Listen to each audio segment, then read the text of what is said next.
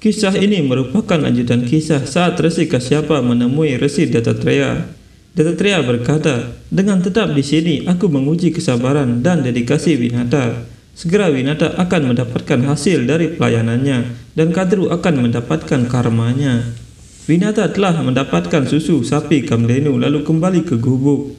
Dia melihat Resi Kasyapa di dalam gubuk sedang memberi salam kepada orang tua itu. Winata berkata, "Jadi akhirnya suamiku bertemu dengan orang tua itu." Winata melihat cahaya suci dan berpikir, "Ada cahaya suci di sini." Kadru juga melihatnya dan berpikir, "Jadi keraguanku benar sekali, bahwa dia bukan orang tua biasa, tapi dia jiwa yang suci. Itulah sebabnya suamiku memberi hormat kepadanya. Tapi siapa dia?" Winata masuk ke dalam dan berkata, "Tuan, ini susu Kamdenu." Dattatreya kemudian mulai meminum susu itu dan berkata, "Ini sangat enak." Resi Kasyapa berkata, "Winata, kamu melakukan hal yang luar biasa dengan membawa orang tua ini ke sini. Aku yakin jika kamu melayaninya dengan sepenuh hati, dia akan segera pulih. Aku akan pergi sekarang." Kadru berpikir, jika suamiku melihatku sekarang, dia akan segera mengerti rencana apa yang ada di kepalaku. Kadru kemudian bersembunyi dari Resi Kasyapa.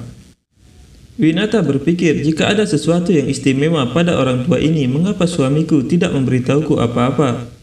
Saat itu, di lautan susu, para dewa dan iblis masih mengaduk lautan susu, dan sesuatu akan keluar dari sana. Seekor kuda bersayap keluar dari dalam lautan, dan mereka berkata, "Luar biasa, sulit dipercaya." Garuda berkata, "Keindahannya telah membuat semua orang terpesona. Hewan apakah ini, Prabu?" Sri Wisnu berkata, "Dia adalah kuda Ucaisrawa." Mendengar itu, Garuda teringat saat ibunya dijebak oleh Kadru dan menjadi budak karena bertaruh warna ekor dari Ucaisrawa. Garuda menjadi sedih dan berpikir, jadi ini adalah kuda yang menyebabkan ibu menerima perbudakan. Di istana ular, Kadru berkata, "Winata, untuk memenuhi keinginan orang tua itu dan untuk mendapatkan susu Kamdenu, kamu mengundang suami kita ke sini. Siapa dia?" Winata berkata, "Aku tidak tahu, Ratu. Aku baru saja membawanya ke sini karena mengira dia adalah orang yang tidak berdaya. Tapi dia tampaknya adalah jiwa yang suci. Itulah sebabnya suami kita memberi hormat kepadanya." Kadru berpikir, jelas dari kata-katanya bahwa dia tidak tahu siapa orang tua ini. Apakah dia memiliki kekuatan sihir atau dia adalah pengemis biasa? Kadru berkata, "Bersujud. Kamu harus melakukannya setiap hari. Aku sarankan kamu melakukannya sekarang, bersujud padaku sekarang juga." Winata berkata, "Baiklah." Winata kemudian bersujud kepada Kadru. Kadru berpikir, "Tempatmu ada di kakiku karena akan selalu menjadi pelayanku." Dewa dan iblis melihat kuda itu sangat bercahaya. Rahu berkata, "Kuda ini sangat suci, tubuh yang kuat." Dewa Indra berkata, "Kuda ini tak tertandingi." Rahu berkata, "Jika ada yang pantas mendapatkannya, hanya kami para iblis." Dewa Agni berkata, "Hewan suci harus tinggal bersama dewa-dewa yang suci." Wajrang berkata, "Bukan dewa, kalian para dewa adalah pengemis." "Ya, hanya para pengemis." Waruna berkata, "Jika kalian memenangkan perang tanpa bantuan Sanjiwani Widya, kalian berhak berkata seperti itu." Raja Bali berkata, "Diam, apakah ada orang yang suci atau tidak? Kuda ini layak untuk tinggal di alam surga. Itu akan tinggal di surga." Sesanaga berkata, "Garuda, bagaimana menurutmu, siapa yang harus mendapatkan kuda ini?" Garuda masih terdiam, teringat saat menyedihkan bagi ibunya. Sesanaga berkata, "Apa yang terjadi padanya, Prabu?" Sri Wisnu berkata, "Ingatan adalah pedang bermata dua, Sesanaga. Terkadang itu membangkitkan emosi dalam diri seseorang yang dengannya dia dapat mencapai takdirnya, dan terkadang itu membuat orang tersebut menjadi tahanan." Melihat Ucaisrawa, pikiran Garuda tenggelam dalam kenangan tersebut dan menjadi tidak stabil. Kadru berkata, "Caramu bersujud sudah benar, lakukan seperti itu setiap hari.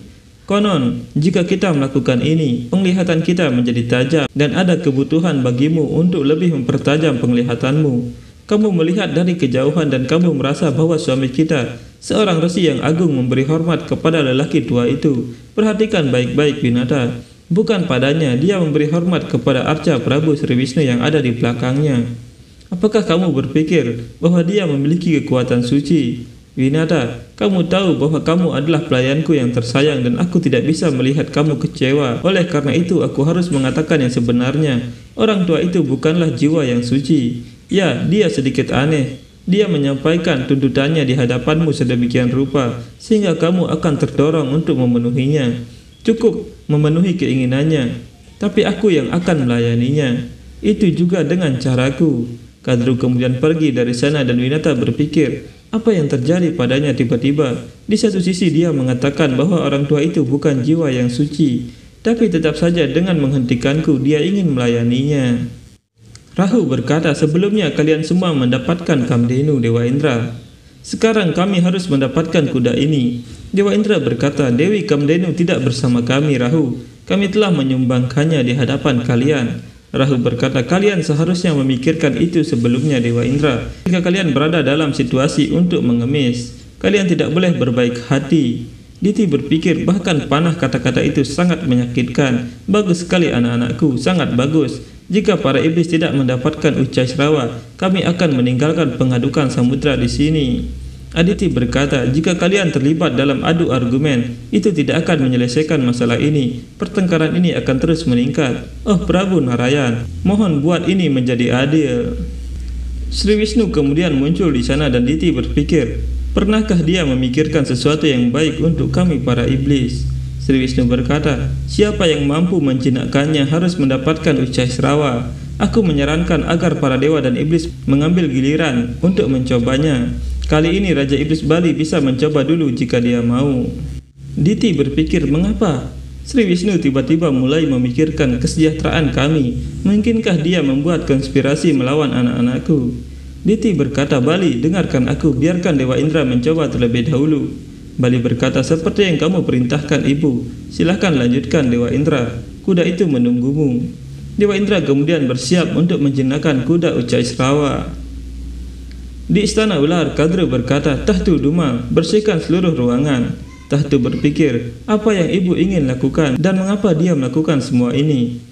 Kadru mulai membuat masakan untuk melayani Resi Dattatreya dan tangannya terluka terkena pisau. Taksaka berkata, ibu, apa yang kamu lakukan? Para pelayan mengatakan, kamu meminta mereka untuk pergi.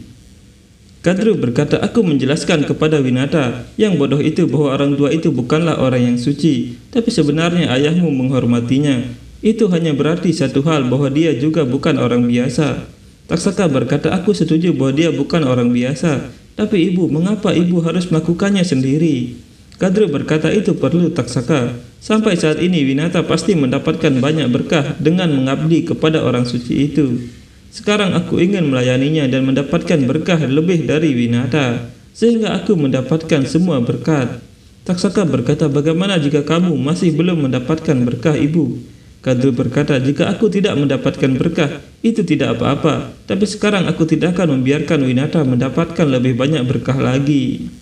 Winata tiba di dapur dan itu membuat Kadru terkejut apa Winata mendengar semua perkataan mereka. Di lautan susu, Dewa Indra mulai menjinakkan kuda Ucaisrawa dan tiba-tiba Dewa Indra teringat saat dia menguasai surga. Lalu Dewa Indra teringat kutukan dari Resi Durwasa yang berkata, sejak saat ini kamu dan semua dewa akan menjadi tanpa kehormatan. Kekayaanmu akan terkubur di dalam tanah. Dewa Indra juga mengingat kutukan dari Resi Walkilya yang berkata, kami datang ke sini untuk memberkatimu, tapi sekarang kami akan mengutukmu. Karena perasaan Dewa Indra yang penuh emosi membuat kuda Ucaisrawa pergi darinya. Melihat itu Diti tersenyum dan Aditi berpikir kuda itu pergi dari Indra, tapi dia diam dan tidak melakukan apa-apa. Ketika Dewa Indra tersadar dari lamunannya, dia terkejut. Kuda Ucaisrawa telah pergi. Para iblis tertawa dan Wajrang berkata, bukankah aku sudah memberitahumu bahwa itu tidak mungkin bagimu Dewa Indra? Sri Wisnu berkata, Ucaisrawa adalah simbol hati yang suka bermain dengan gembira. Dewa Indra terganggu oleh masa lalu setelah melihatnya, dan itu sebabnya dia tidak bisa menjinakkannya. Sama seperti waktu yang telah berlalu, dia tidak dapat ditangkap lagi. Hanya orang yang tidak sedih dengan masa lalu atau tidak peduli dengan masa depan yang dapat menjinakkan kuda ini. Seseorang yang hidup di masa sekarang. Garuda berkata, jika demikian bisakah para iblis menjinakkannya? Karena Ibu Diti selalu mengkhawatirkan masa depan.